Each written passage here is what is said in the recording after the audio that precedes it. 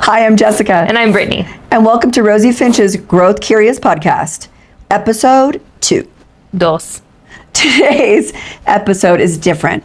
We're not narrowing it down to just one topic. We're pulling back the curtain and asking the real questions that drive growth in 2025. Marketing, sales, automation, these aren't separate lanes anymore. They're overlapping, evolving, and reshaping the way brands grow. And if you're still using outdated playbooks, you're not just falling behind, you're building it in the wrong direction. So today we're answering some questions we get asked the most, the ones that reveal what still works and what's quietly killing your momentum. If you're leading a brand, running a team, or just trying to figure out what actually drives results in the noisy landscape, this one is for you. Let's go. All right, jumping right into it. I'm ready. Let's go. Okay. What is the biggest marketing mistake that you are seeing companies still make, even in 2025? Ooh, that's a good question. Honestly, holding yourselves accountable to marketing results and not business results. No way. People are not doing that. 100% all the time. How many companies have we walked into where it's like, I'm not getting a bunch of clicks or I'm not getting a bunch of impressions and site visits? And my answer kind of is, who cares? Are you driving a business result? Is it happening efficiently? Do you really need that much traffic if it's not going to translate as efficiently towards an actual customer? Why not find the right person versus everybody? So I want to hear about this because that's a bit controversial in some ways, that you are saying impressions and clicks don't matter. They don't. At all. Nope, don't care.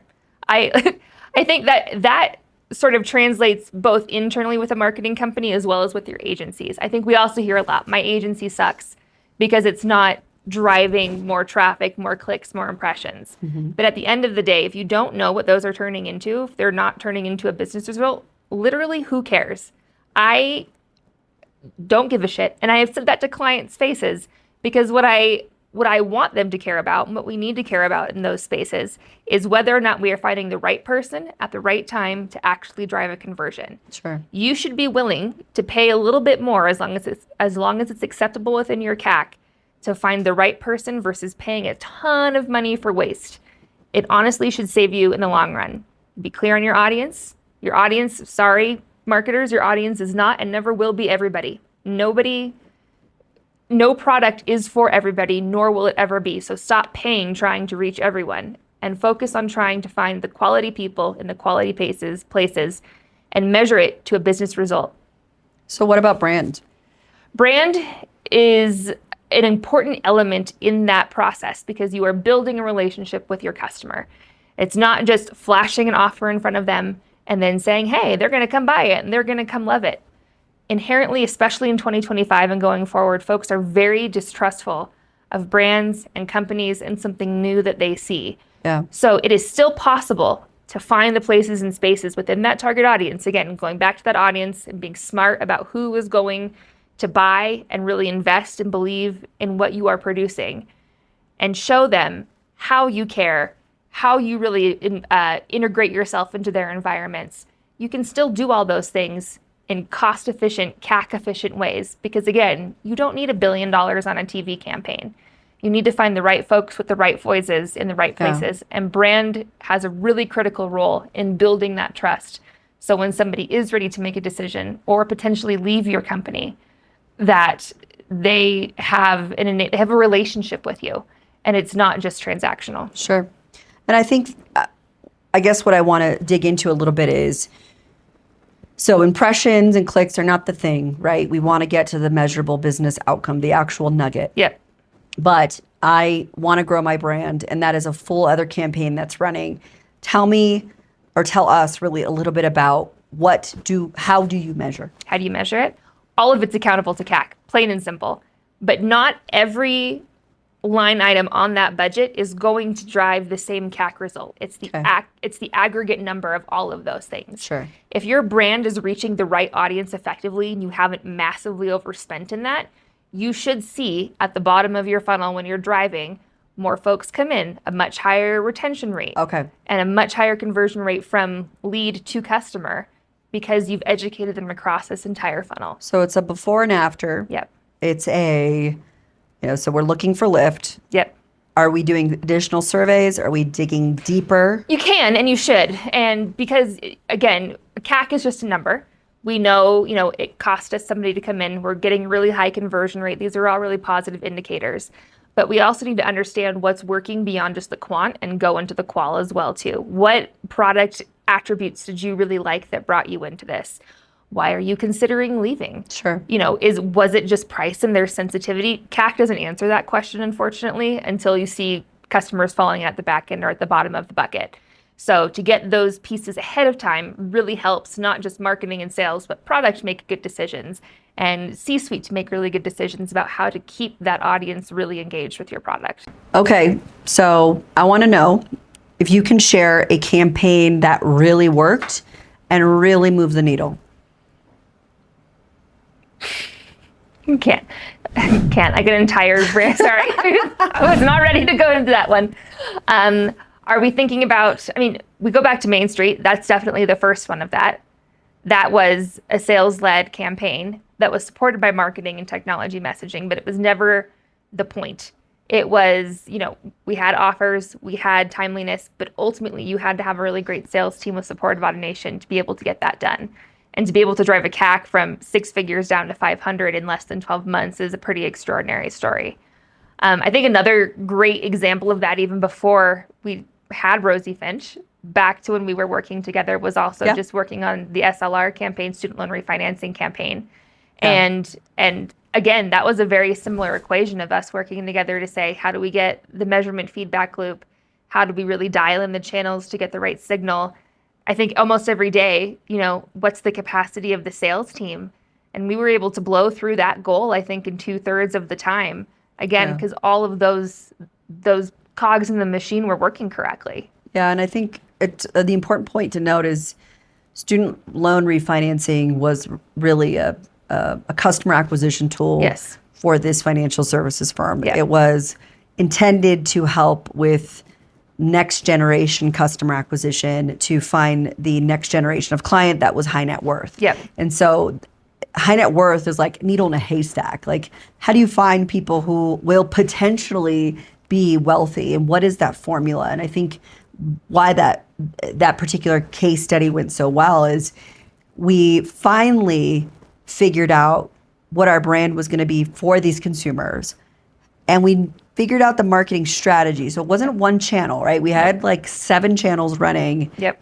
Everything from social media to partnerships to email strategy, all the way to direct mail, which was a super effective methodology of finding high FICO earners, basically.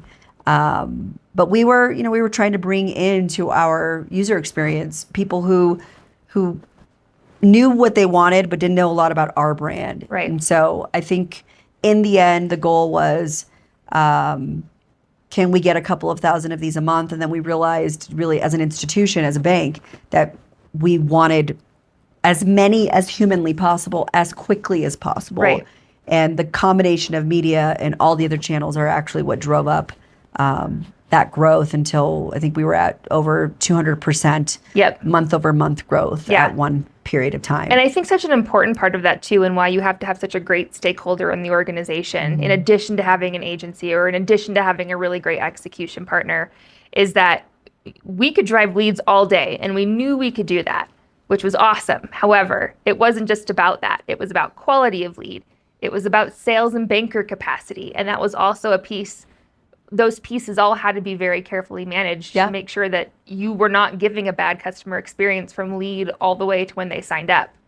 And without those all working together, what would have happened? We would have driven a ton of great leads. You would have been able to go to your C-suite and say, look at all the leads we drove. And they would have been, okay, but our bankers are overwhelmed. We didn't get to actually close most of these deals. That's not business success. No, but I do think it's important to note that we started with the pilot. Yep. There were only 5 bankers in 5 different states participating that raised their hand and wanted to participate in this, this experiment. And at first, we were trickling through, but it wasn't until we made a really big we cut through the noise of our landing page experience and started to invite more people to actually be able to even submit that they were interested. That's when, those bankers not only received an influx of leads, Right. but that's when they really started to understand the power of media Yep. and the power of all those channels being combined Yep. as they were able to have conversations with those customers, which ultimately, in our opinion, the job of a marketer is, can I get my bankers, my sales team, as many qualified leads as possible in a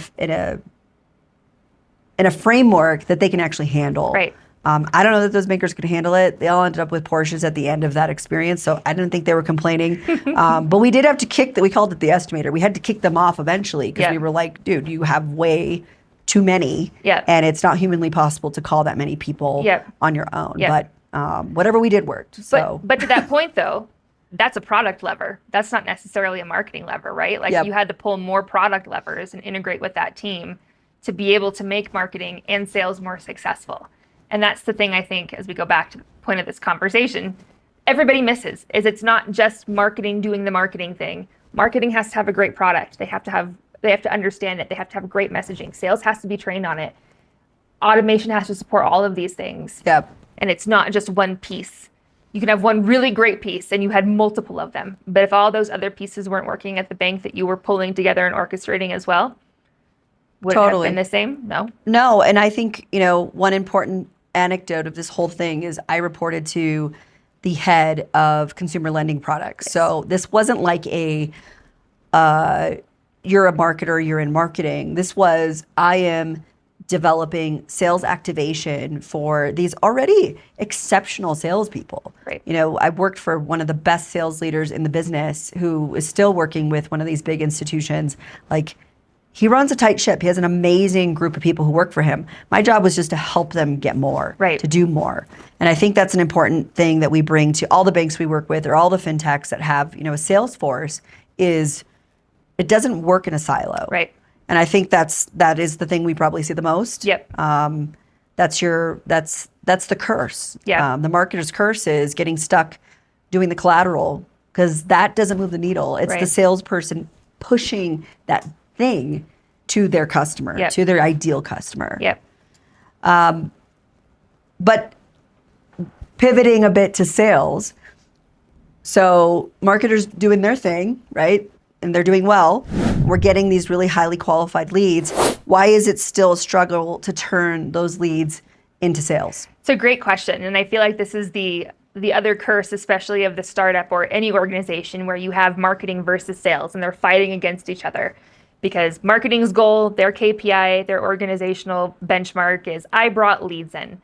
And then you constantly hear from sales, they're all crap leads. We can't convert any of them. We don't know what to do with them. And then on the exact same other side of the coin, you say marketing is saying, well, sales isn't working hard enough. And that's, I think, a major, major disconnect in a lot of organizations where it's probably not just sales is my key feedback in that situation. Sure. Are we adequately measuring lead quality before it comes in to address the sales issue? Yes, that's always a friction point that will never be perfected. So step one. Step two is, how are our sales teams performing and how are they being supported by technology to work with increased capacity? A lot of folks, especially in the startup space, I want a higher sales headcount. I want them to make as many phone calls as possible, and I don't care how they document it, just close the deal. That really comes back to bite you when you're actually trying to scale a sales force. The product experience, the customer experience, that all has to be incredibly consistent from what marketing presented to what sales presented and have to work together really in harmony for that conversion to close. When you're having that friction, it will never be solved. We literally heard it today on a call. Yes.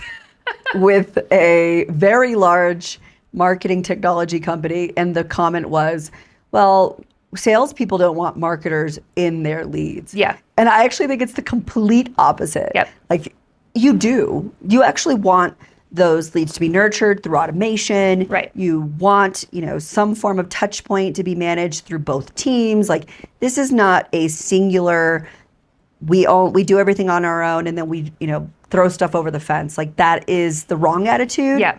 And I'm sure you agreed. I was like, yeah, no. I think to that point, just to make one more point on this as well too, you give these departments KPIs, they are inherently pitted against each other. The goal is growth. We should look at the pipeline as a whole and say who is responsible for that stage in the pipeline and who is accountable for it.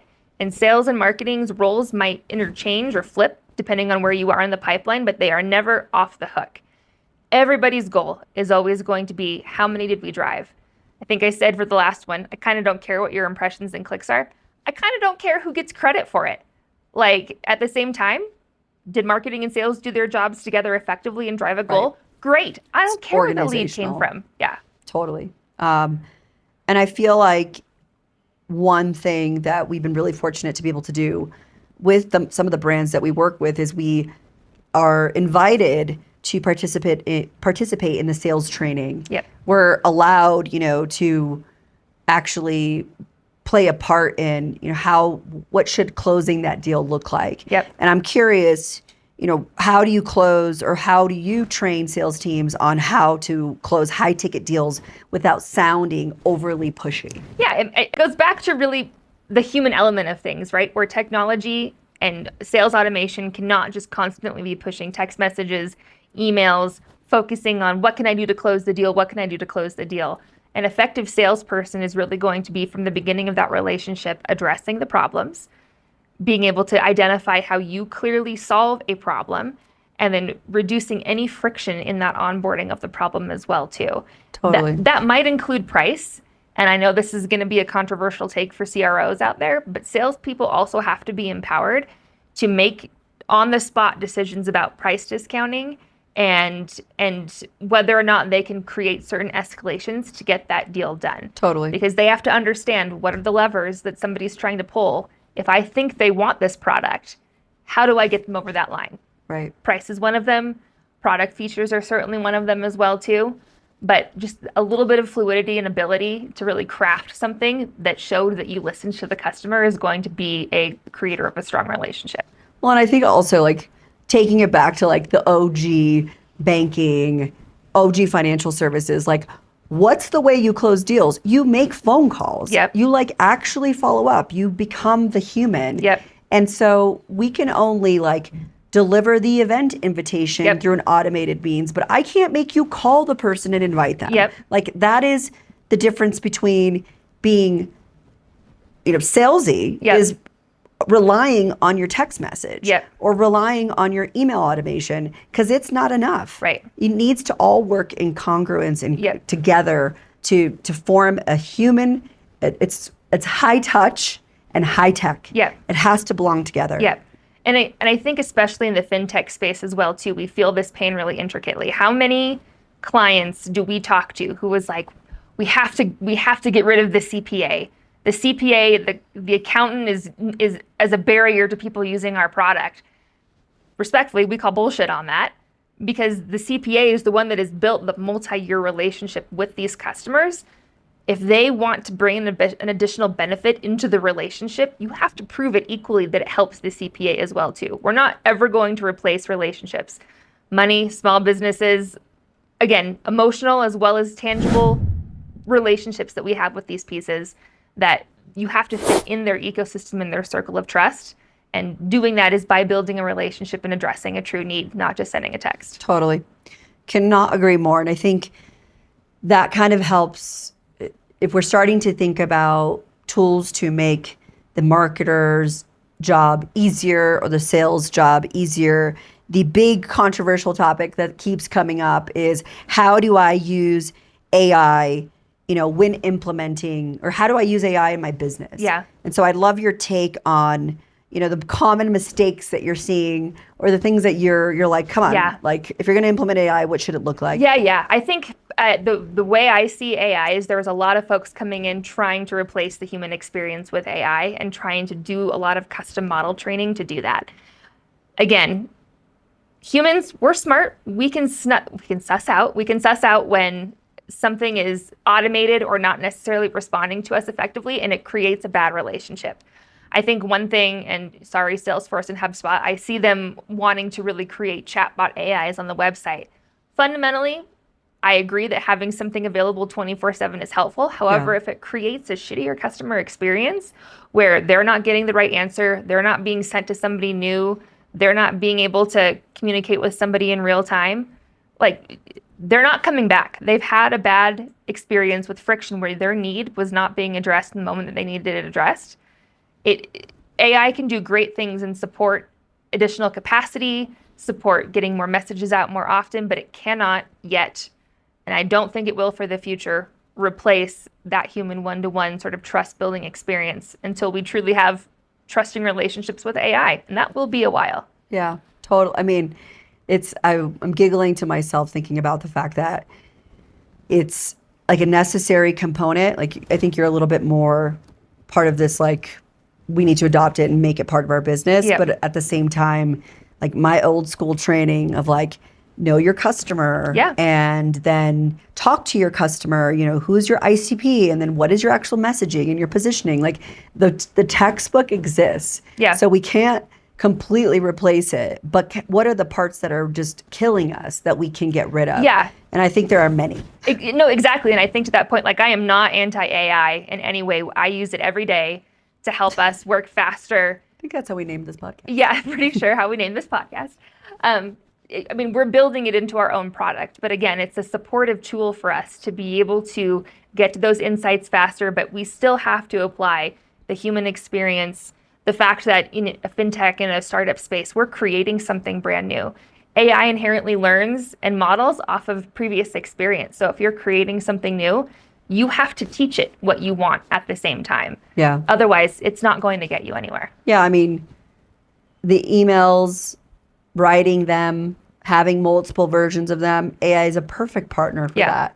I think doing a phone call is going to be pretty difficult. Yeah. But it feels like within that sales strategy, there are parts of automation that really are beneficial to start to have some AI versus not. I mean, even to that point, we have a partner who does sales phone call, inbound, outbound call training with AI models. That's brilliant. Somebody can practice whenever they want to on various different scenarios specified to their company. But that person is still inherently having a conversation with another person, and that won't be replicated by somebody talking to a robot. There will just be frustration and friction that moves them away from your company. And I think it's just I love that example you gave because we're like, we'll give the shout out, Coach Bull. But it is such an exceptional tool.